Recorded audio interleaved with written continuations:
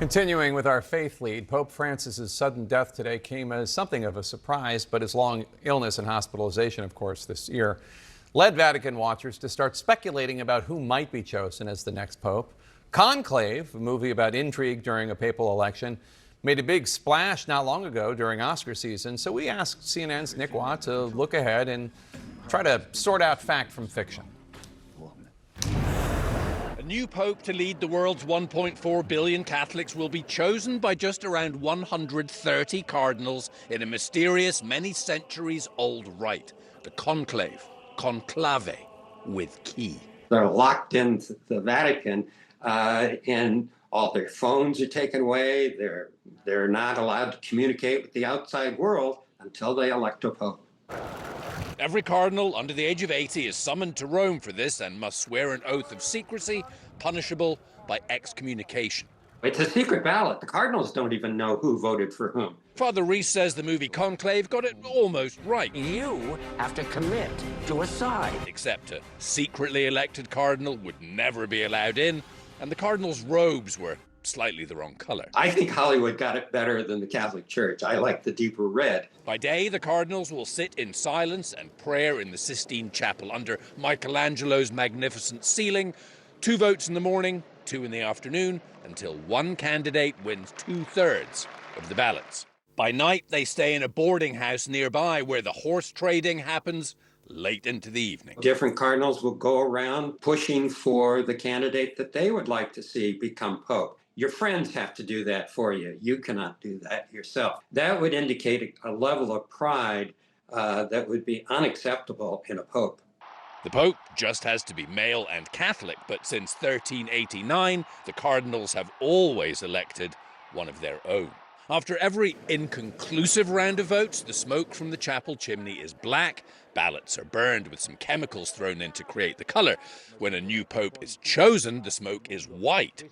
At the last conclave, there was a problem. The Monsignor in charge of the stove didn't follow the directions, and the smoke came out gray, and everybody in St. Peter's Square was scratching their heads. So they rang the biggest bell in the square as well. And as soon as you see it swinging, you know it's over. The new pope chooses a name and is ushered to the Room of Tears. And in that room, they will have 3 sets of papal garments, the white cassock that the Pope wears. 1 small, 1 medium, and 1 large. For the new pope to wear when he walks out onto that famous balcony in St. Peter's Square. Now, the conclave, Jake, will convene in just a little over 2 weeks from now. How long they'll take? Well, that is an open question. You know, back in the 1200s, they once took nearly 3 years. That was to elect Gregory X. In the past few years, it's really been 2 or 3 days has become the norm. Now, the fact that there is no clear front runner, that might add a little time, something that might take away a little time. 80% of these electors were appointed as cardinals by Pope Francis. So there's a good chance they're on a similar page, which might make reaching a consensus a little quicker. And it's important to note here, they are not just picking a person to lead the church, they're really picking what direction the church is going to go in over the next few years. Jake? All right, Nick Watt, thanks so much. Appreciate it. Vice President J.D. Vance met with Pope Francis just yesterday. The Pope also met with the 3 U.S. presidents who were in the Oval Office during his papacy. With us now is historian John McGreevy.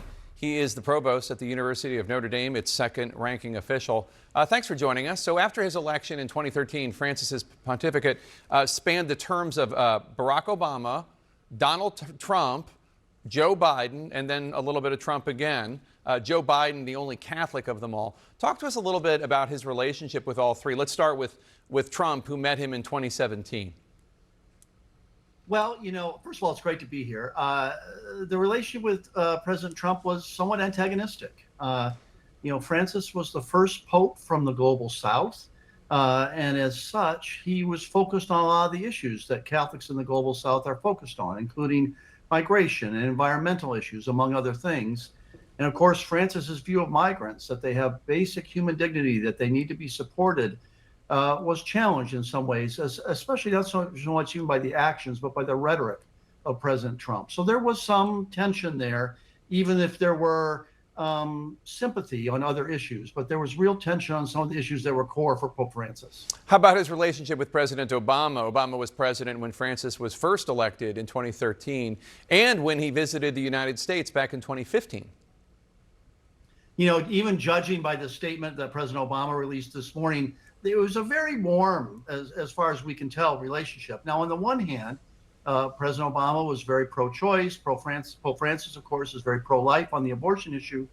On the other hand, on issues like climate change, which was crucial for Pope Francis, on issues like, as I said before, migration, Pope Francis and Obama seem to see eye to eye, and the relationship, by all the accounts we have, actually was quite warm, and that was reflected in President Obama's statement this morning. And then, of course, there's Joe Biden, who, after John F. Kennedy, has been only the second Catholic president this country's ever had.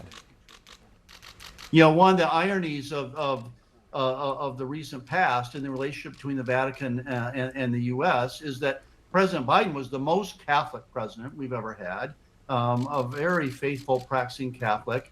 But because of his pro-choice views on abortion, there was a lot of antagonism to President Biden from within the Catholic Church in the United States, but not so much from Pope Francis. Again, Pope Francis is very pro-life, but he and Biden clearly saw eye to eye on a number of other issues, and they were able to develop a quite strong working relationship. And again, you saw that this morning, too, with President Biden's very warm, very enthusiastic statement. You know, those of us who watched the State of the Union addresses, we could always see in the background there when President Biden was giving his State of the Union, a big photo of President Biden and Pope Francis, which at least I think symbolically suggested the importance that President Biden placed on that relationship. Yeah, the Oval Office addresses with that photo. When we speak of Catholicism and politics, you've noted that the fight over abortion rights has colored the relationship between popes and Democrats and Republicans in some ways for decades. Do you think that abortion will remain the top issue when it comes to relationships that the United States president has with the Pope, drowning out economics, treatment of the poor, migration, or the environment? Or do you think it's just, it depends on the Pope and it depends on the day? A little bit depends on the Pope, depends on the day. And of course, we have to see who's elected as the next Pope. But I actually would add that American politics has changed too. In the post-Dobbs environment, the issue of abortion has been more firmly placed in the states. It's less of a national political issue, although it is still somewhat national.